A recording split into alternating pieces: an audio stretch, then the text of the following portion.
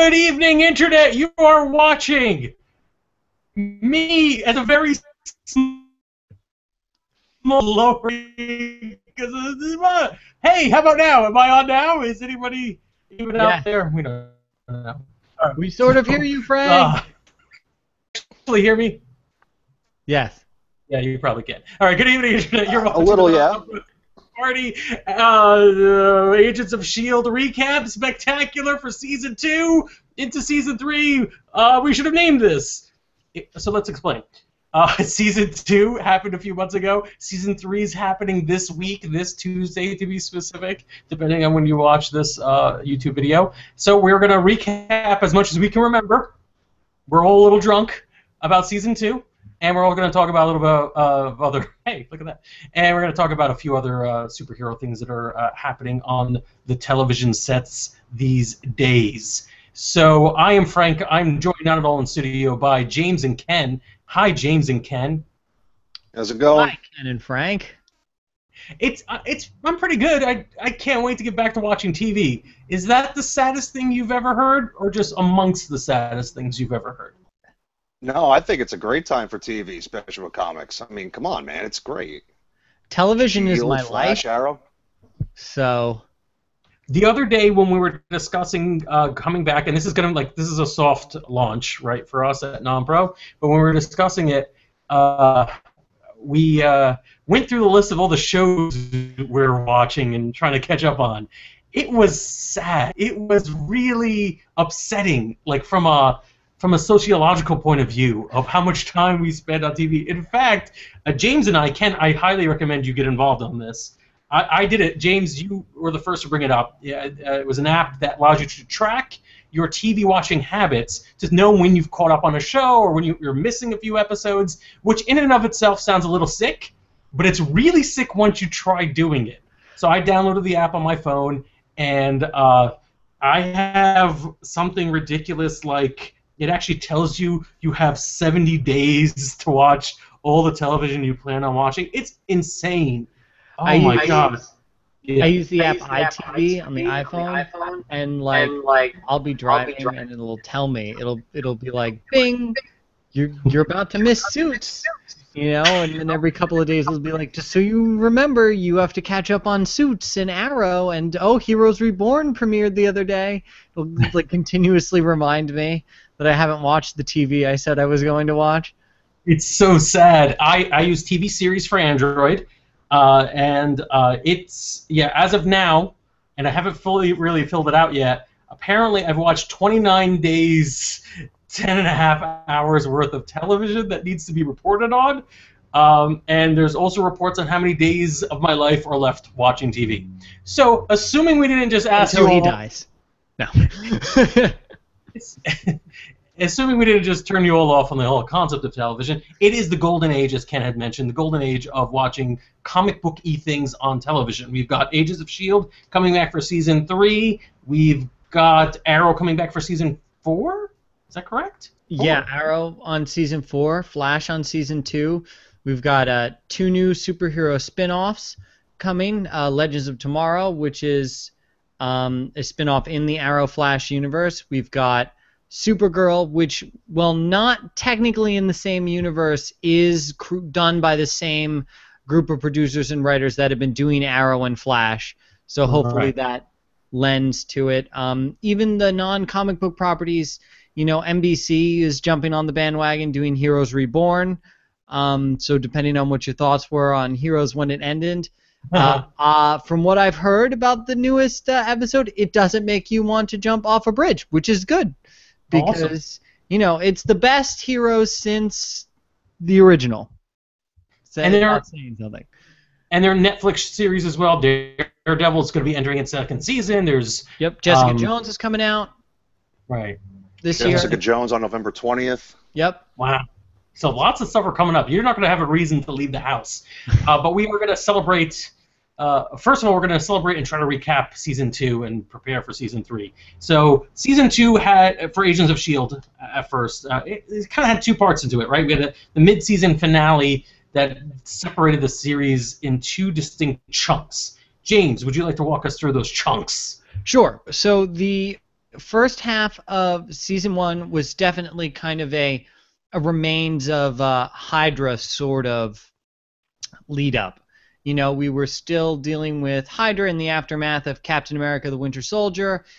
Despite the fact that one of Hydra's heads had been cut off, you know, it's Hydra. So there are many heads all vying to take power. And Whitehall seemed to be the big head on the top. And He was it the big was bad Agent ass. Coulson. Yeah, it was basically Agent Coulson and his team versus Whitehall.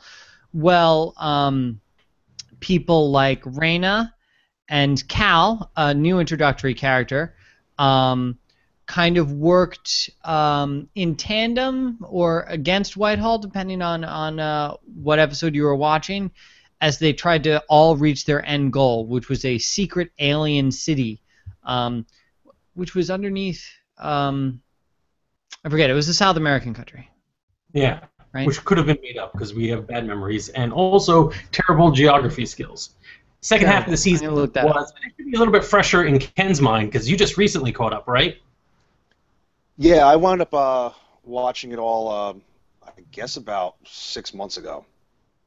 Or about 4 or 5 months ago, yeah. It was like right after the season ended, I went and watched everything.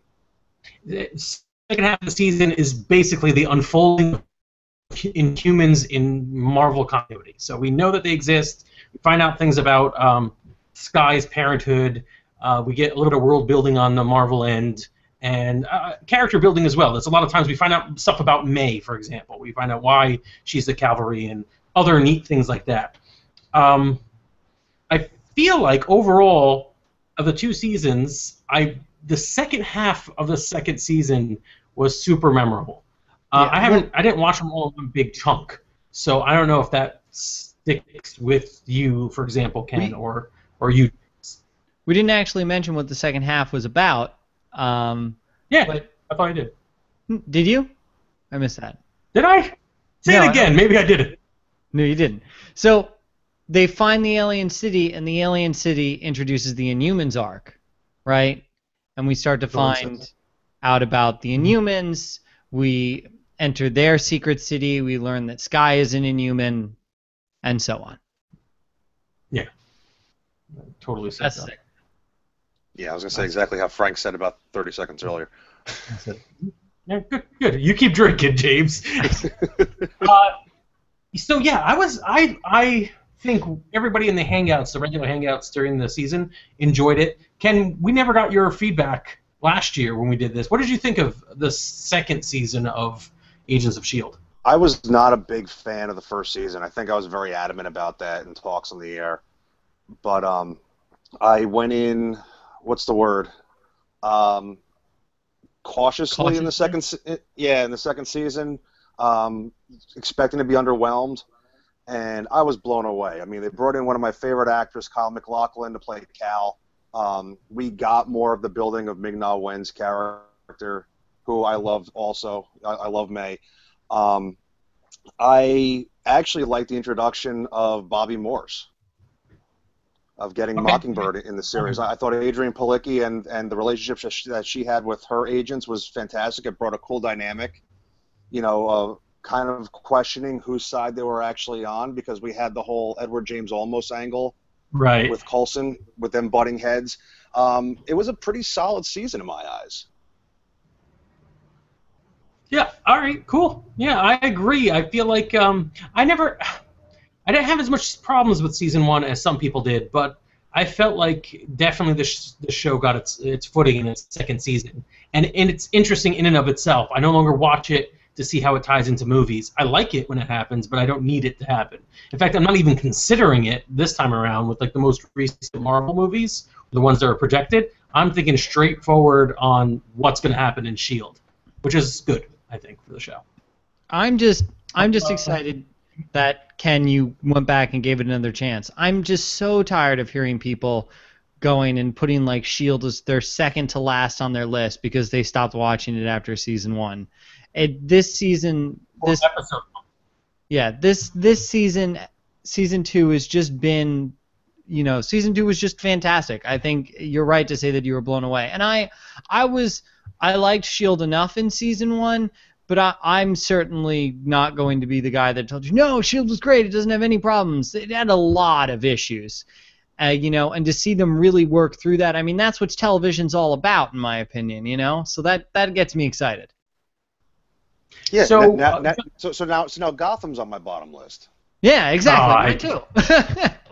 Shut up! I like Gotham.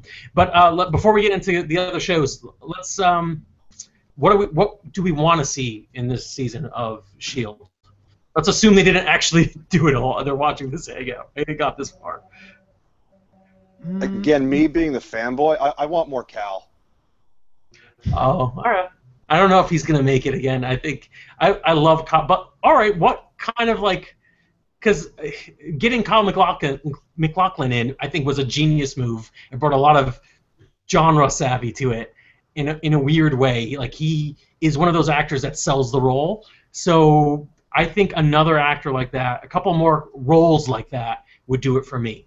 I don't really care too much about what the meta plot is or what the magical MacGuffin is for any particular episode. It's all about how you sell it. Like, the entire cast of Thor. Thor is, to me, really kind of a dorky concept. I don't know. It just kind of sore thumb in a superhero universe. Except the original cast of that first movie, the director, everybody just is like, let's do this as Shakespeare in the Park, and it worked. So a couple of roles like that where there's actors who are willing to deliver. That's for me. That's what I'm looking for.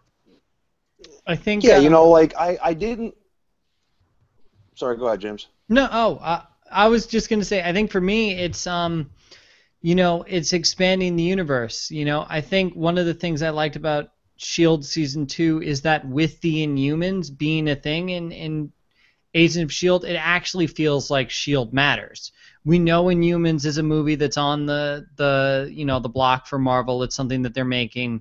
So it feels like it's important. You know what I mean? It doesn't need to tie in at every, corner of, the Marvel Cinematic Universe, but it feels like the groundwork is being laid for something bigger, and that there's going to be a neat payoff for that if you've been watching Agents of S.H.I.E.L.D.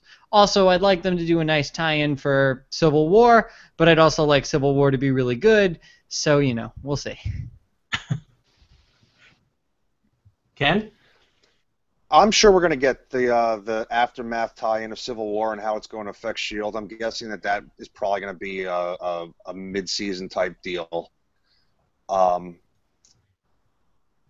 Again, I think going back to what you were saying, Frank, I love the character of Cal, but yeah, if they could do something where they're taking that C-string villain that no one knows and does something very cool writer-wise to create a very broad idea of who this character can be with a reveal later. So it's like, oh, I get it. It's this guy. Right. Because I didn't know Cal was Mr. Hyde immediately, and I don't think it was intended that way, but I think I was one of the first people watching it by a particular episode to put two and two together.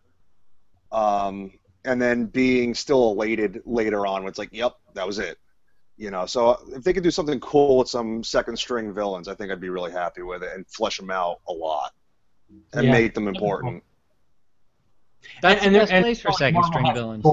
Those kinds of characters. It's like there's so many. Why you don't have to worry about giving us the first string. Just give us a decent amount of second stringers. All right, so we don't have a lot of time. Let's go to the next thing. Let's stick with Make Mine Marvel for now. Agent Carter. We cut our teeth on it, proved it could work as a series. I think second season. I am super excited. Yeah. Super excited. I just think more is all I need is more from Agent Carter. I want more for it. I want her to have a little bit more like actual agency. I didn't like the way that mini series ended. It kind of was like just a bunch of stuff happened. I don't know. I didn't really feel like she did a lot. I kind of want to see. I want to see Agent Carter in space. I changed my mind. Agent Carter in space. I'm going to say I loved Agent Carter a lot, but I just think Haley Atwell's amazing. My problem with it was they made her too much of the girlish girl that couldn't do what she needed to do. She was very, very repressed as a character. You mean like you put her in with the rest of the agency? Yeah. Yeah, like I think within the agency, she was constantly being browbeaten. And my problem with it was this takes place after a Captain America. Aren't we established at this point that Carter did so much in the birth of Captain America and helping out during World War II, and then now that it's over, she's just the girl in the office, treated as a secretary, when she did all this amazing stuff on the front lines before this happened. That's a good point. I think they took they made a good choice in portraying that, because it's like an issue that you could deal with this character.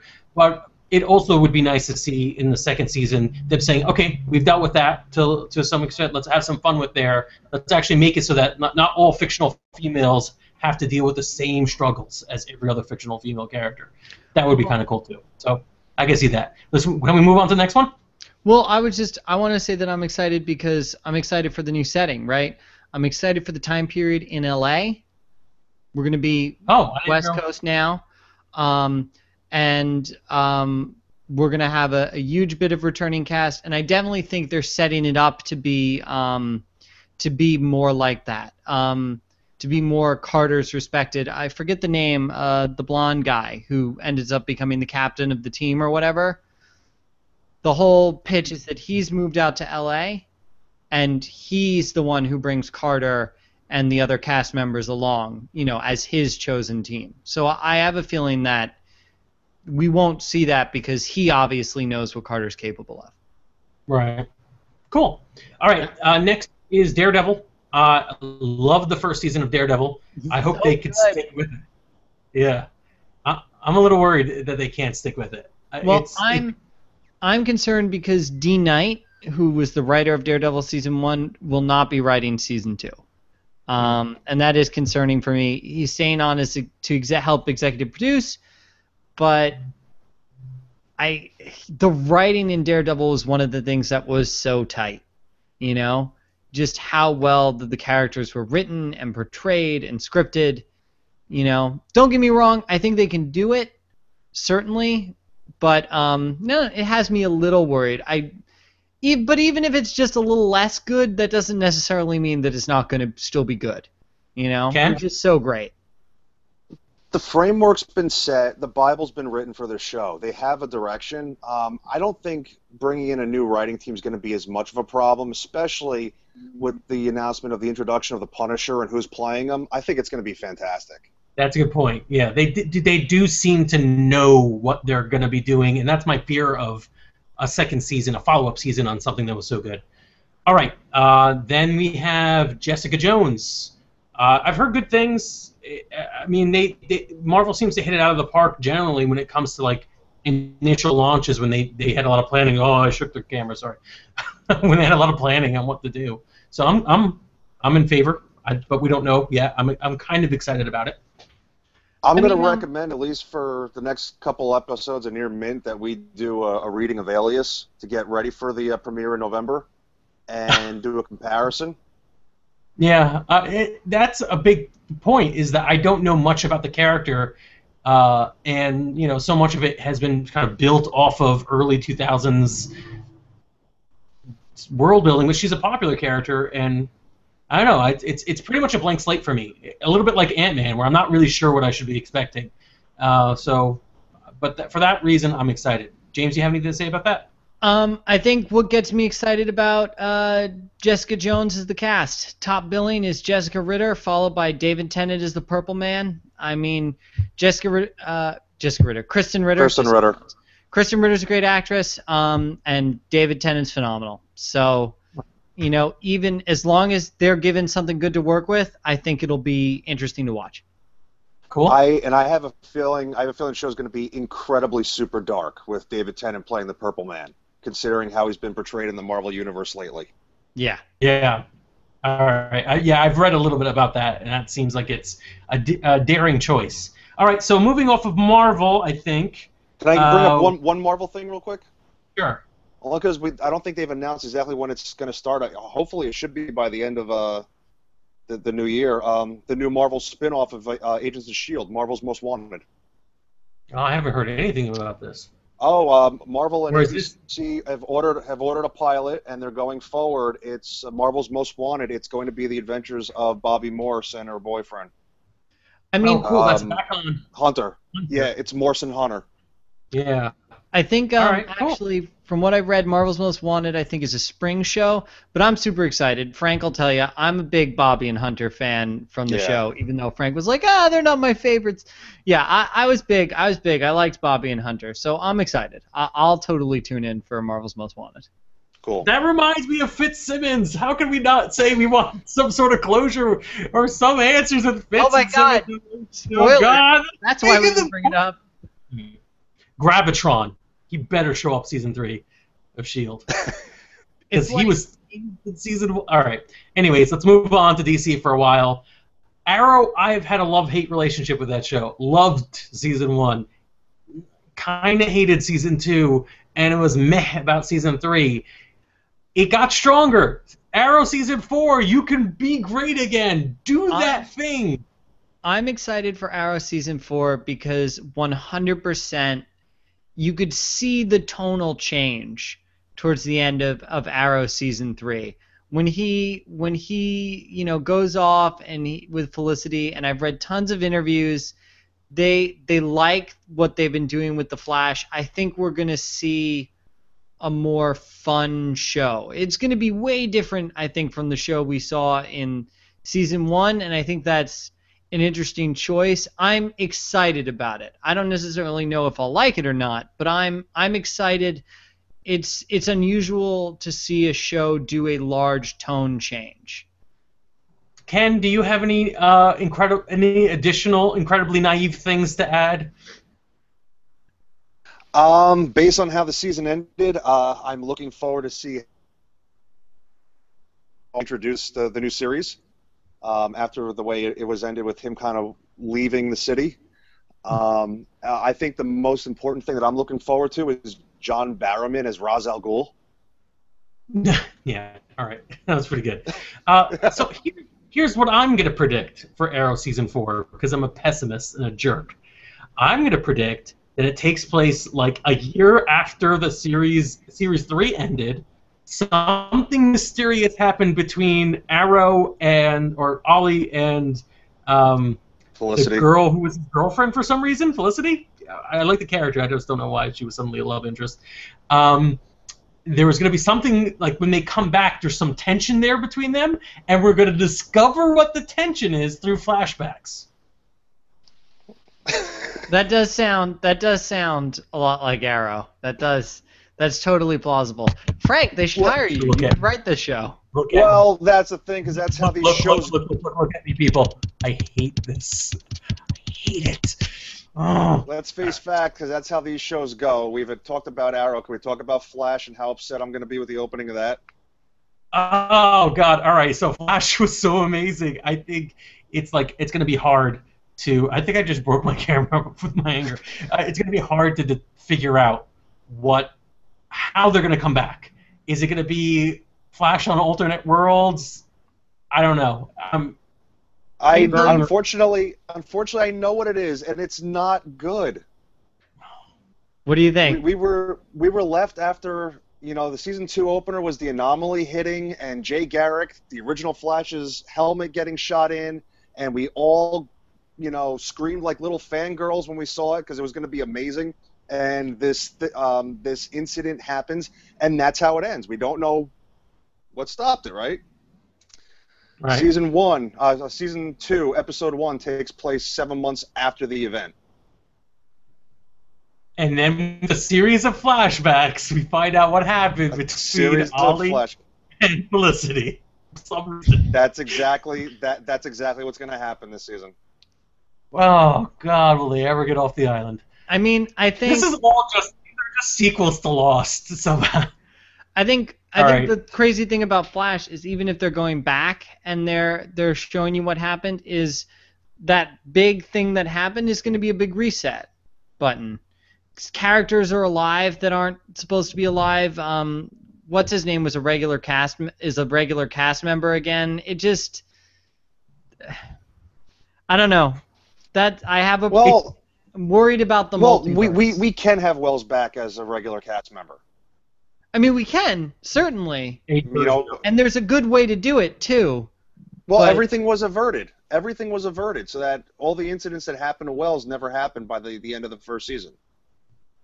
It could be good. To be perfectly honest, as pessimistic as I like to be, and it's mostly because I loved season 1 so much, it could actually be very good. They could have actually learned the lessons from other attempts to make series and said, whenever we want to kind of reset things back to the way they were, we always kind of ham-fist it. We kind of put Ollie in some other environment where we have to do flashbacks and how we got out of Tokyo or Hong Kong or something. Like, it's always weird. But maybe they found, with time travel or with anomalies, we can do it in a way that people will justify and think is good. I think we could talk about this for like an hour and describe where it could go, but we will never know until we see it. I am super excited and nervous, which means they did their job, I think. You know what I'm excited for? What? This isn't really Flash. This is Jump Back to Arrow. I'm excited for Matt Ryan to have a guest appearance as John Constantine on Arrow. That's what I'm excited about. Yeah. All right. Cool. I didn't know they were going to do that. All right, forgetting. I'm excited. I'm excited for Flash to see Edge from the WWE as Atom Smasher. So. Yeah. Okay. Also accepted. First of all, those of you who are not watching Gotham, check yourselves before you wreck yourselves. Forget everything you know about Batman. Don't worry about it not being correct. Find someone who knows nothing about Batman, sit down with them, and watch this bonkers show. It's bonkers. The show is complete bonkers. You are doing yourselves a disservice not to, for no reason. Season 2 has already started, and for no reason. Apparently, Riddler has schizophrenia or something, where his mirror self says things differently than what he says, but there was no work done to establish that this was a thing he went through. It's just like this season they're like, yeah, he's that kind of crazy. He's that kind of crazy where he sees his reflection and it answers him differently. Look, bonkers. Watch it. You can watch Gotham, but you have to understand that what you just told me is bad. It's not. Gotham is not good. It's a train wreck, and that's what makes it fun. No. It is 100% intentional. I've seen terrible movies. But sure, you can be intentionally bad. Like Jason X is intentionally bad, you know. You could be intentionally bad, but bad is still bad. I don't think it's bad. I enjoyed Gotham Season 1 for what it was, but I think you have to do it that way for what it is. You can't absolutely bring but back... look at Batman, the 1966 series, which is intentionally kitsch and camp, right? That's not quite bad. So there's a difference between what was that, Sharknado 3 and a film where it's sort of like Black Dynamite, you know? And I feel like Gotham is closer to Black Dynamite, where like they are definitely aware of how crazy bonkers this is. Just look at what Bruce had to do to get into his father's study at the top of the season. Spoiler alert, the password was his name. And he blew that. It's just insane. He tried it. The world's greatest detective put in the password 3 times. It didn't work. He's like, blow it up. And Alfred's like, we're going to blow this up. And they were like high-fiving each other. Blow up, blow up. Bonkers. Watch the show. Bonkers. Watch it. What else is there? There's got Legends of Tomorrow is another DC property I am not excited for. I don't really know anything about it, but I will watch it, and hopefully it'll be amazing because it's got Superman in it. The real I'm Superman. excited because I like the actors on it. I like the guy who plays Captain Cold from The Flash. I like the guy who plays the Atom. I like Arthur Darvill, who's playing Rip Hunter. I think it's an interesting cast. We'll see. That show has the possibility of introducing something awesome. We have Rip Hunter, who we know is a time traveler. And do you remember a few years back who Rip Hunter was traveling around with, Frank? Was it Booster Gold? Or Blue Beetle? Booster Gold. Booster Gold. Actually, it was both at one point, but yes. Yeah. So I'm looking at the possibility of we've got these great characters and Booster Gold. This could be this could be how Flash Season 2 ends, with a crossover episode with Legends of Tomorrow time traveling, and then also we finally figure out what happened between Ollie and Felicity that made them break up or whatever the hell happens. I don't give a crap. All right, what else is there? Supergirl. I'm I'll check it out. I thought the first trailer was disappointing, but I thought its marketing has improved. Two of my friends who are really big Supergirl fans are really excited about it, so that makes me excited about it. They don't think it's betraying the character. They like what they're seeing, so I trust them. Yeah. I don't have a lot of Supergirl background, so I can't comment. I like anything joyous involving Superman, and so far what I've seen about this seems pretty joyous. It's like, I'm gonna be a hero, and I'm like, all right, cool. I can't get it in the movies, and I'll get Supergirl on television and like it more. So I'm hoping good things. I love the trailer. I love the trailer. I love the cast, and I've always been a Supergirl fan, actually, and actually over a bunch of the different incarnations. Mm-hmm. Now, are there any other shows we're missing? I think that's a big swath of the. Is Constantine coming back, or is it just? No, Constantine was canceled. All right. NBC's got Heroes Reborn, which isn't technically a superhero property, but is Heroes. So. Right. And I'm excited about that. To be honest, I did not finish watching Heroes, which everyone has told me is a good idea. Not to finish watching Heroes. I did not finish the last couple episodes of the last season. But I've heard this new one, like I said, is the best thing since the original, they say, which is not a hugely difficult feat, but they say it's watchable, which is good. I think the original first season was amazing, and I think that's one of the reasons why. Well, since the first season, right? So they say it's better than seasons 2, 3, and 4. Oh, all right. Well, shut up then. I think that's it. I think we want to do more hangouts talking about this and have guests on. I think that would be real quick. Yeah.